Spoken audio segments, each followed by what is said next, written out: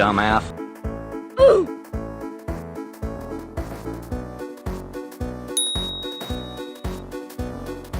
So guys, we've explored what the game is all about, the interface, the character classes, as well as the items we can prepare before exploring the abandoned manor. Now, it's time to actually do the exploration itself. And that's what we're going to dive deep into in this part.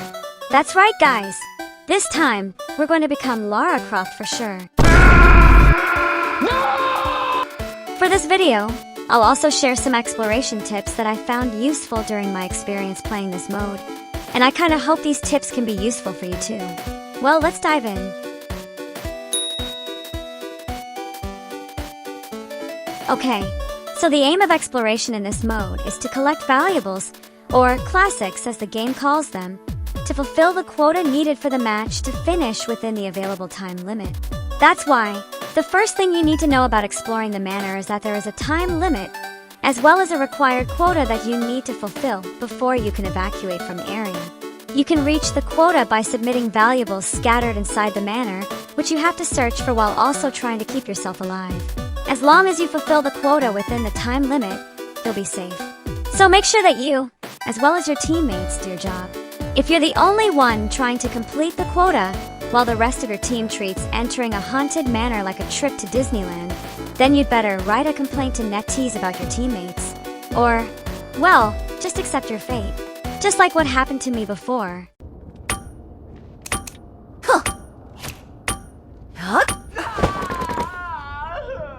These nuts. There are several tiers of valuables, ranging from the B tier, which is easier to find, up to the S tier, which is much harder to obtain. S tier valuables are usually placed inside special vaults that require time to open, and they are often guarded by monsters. There is also one special tier called the Splendid tier, which only contains one item, the Cursed Necklace. Judging from its appearance, the Cursed Necklace looks similar to Alice's necklace, or rather, the legendary Hope Diamond in real life. As for the manor itself, it has two main areas, the front yard and the inside area. The front yard is where your base camp is located, and it acts as a buffer zone between your safe area and the inside of the manor, where things start becoming dangerous. There are three entrances you can use to enter the manor: the main door, the secret door near the woods, and the balcony. You can also check these entrances on the map. I'm not sure if there are any other entrances, so feel free to share in the comment section if you know more.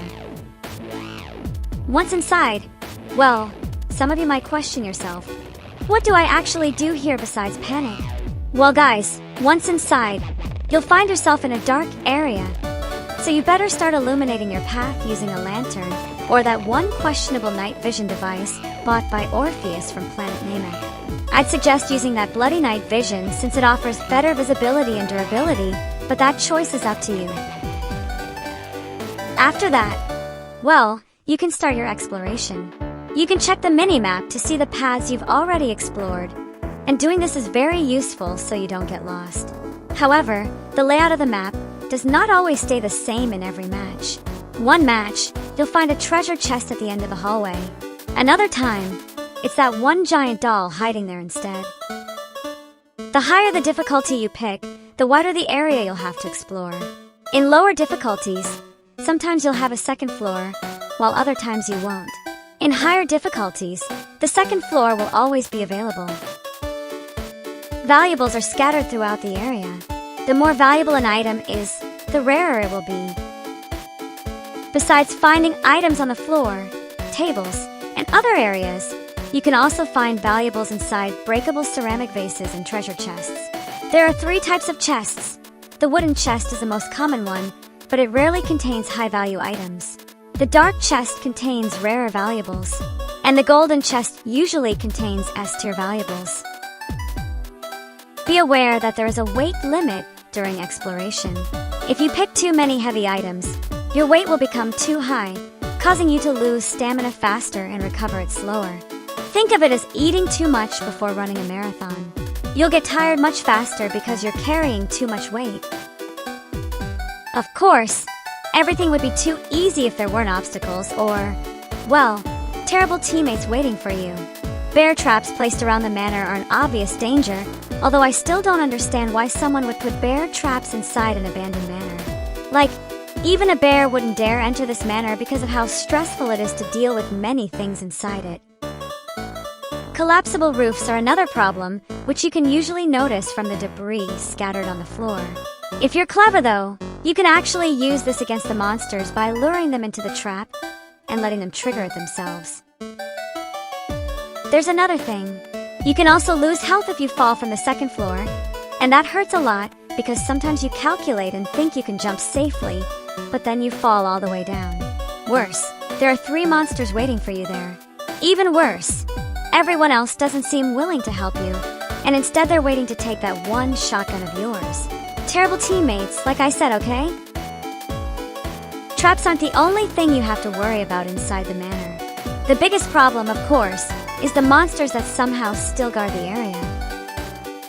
There are several monsters lurking inside the manor, ready to either give you a jump scare or turn you into Bruce Lee, depending on how you deal with them. I'll cover these monsters in another section, so make sure to stay tuned. Now, you can explore freely inside the manor and make it your own playground. After some time playing, I believe you'll get the idea of how to survive inside the manor and collect as many valuables as possible, as quickly as possible.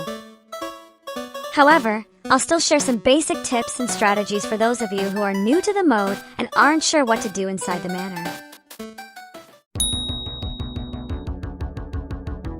Not everyone explores the map for the same purpose.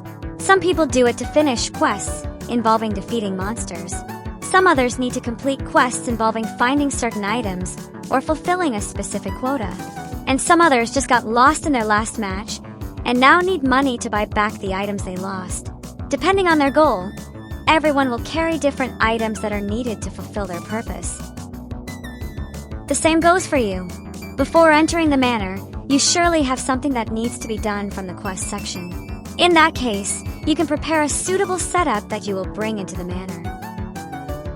Some people who need to complete quests involving eliminating monsters will bring a battle kit, such as 2 weapons, a medkit, and goggles. Meanwhile, those who need to fulfill a certain quota might skip fighting monsters completely and start running like a ninja, bringing only goggles and 3 boxes of mint. They move quickly, silently, and suddenly appear with several S-tier collectibles before escaping alone in less than 3 minutes. So yeah, my first tip is, prepare the items that are suitable for your needs. I'd recommend bringing illumination items though, whether it's a lantern or that questionable night vision device. Second tip, I personally tend to avoid trouble, both in this game and in real life. That's why I don't really want to deal with monsters. I'll just stay out of their way and avoid disturbing them unless I have to, such as when I'm completing a quest or need to rescue someone. Like, guys, the goal of this mode is to collect as much as possible, not fight as much as possible. If fighting was the main objective, this game might as well become the Identity V version of Mortal Kombat, right? Third tip, memorize certain areas because they often contain A-tier or S-tier collectibles. These areas include, but are not limited to, the study room, the room with the Muse statue, and the ballroom with many ceramic vases. If you happen to be there, check the area thoroughly because there is usually a treasure chest nearby. Fourth, check your items regularly. Some items like the lantern, goggles, mint boxes, as well as weapons like the shotgun and flamethrower are consumable. Once they are depleted, they become useless, and if that happens while you're inside the manor, well, good luck escaping without getting hurt. Fifth, go back once your inventory is full. All players in the match will aim for the dark or golden treasure chests, but since they are limited, some of us will only get the leftovers. In my own experience, if I'm not doing a quest, I don't mind taking whatever is left. I'll just pick up debris on the floor and return once my inventory is full.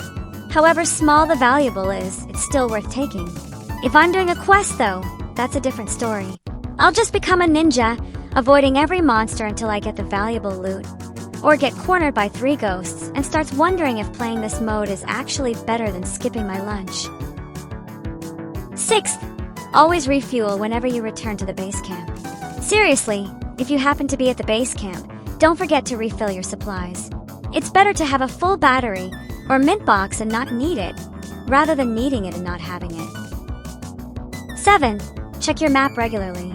Sometimes we feel confident about our judgment of the area until we get lost and our night vision runs out of battery. That's why you should always check your map so you know where to go and can save your lantern fuel or night vision battery. 8. Consider exploring in pairs if you aren't confident in your ability to explore alone. When you're playing on a harder difficulty or are afraid of encountering that one chill man, exploring together is usually safer. It's even better if your teammate is someone reliable, like a friend in real life, who you can actually depend on to help you finish your quests. You can also try posting a recruitment request or looking for teammates through public chat. And lastly, learn the basic combat movements against all the monsters in this mode. The monsters here can be scary and can easily make you panic, but after several tries, I believe many of you will learn their movement pattern and can deal with them much more easily. I'll also share my experience on how to deal with these monsters in the next guide, so be sure to stick with me for that.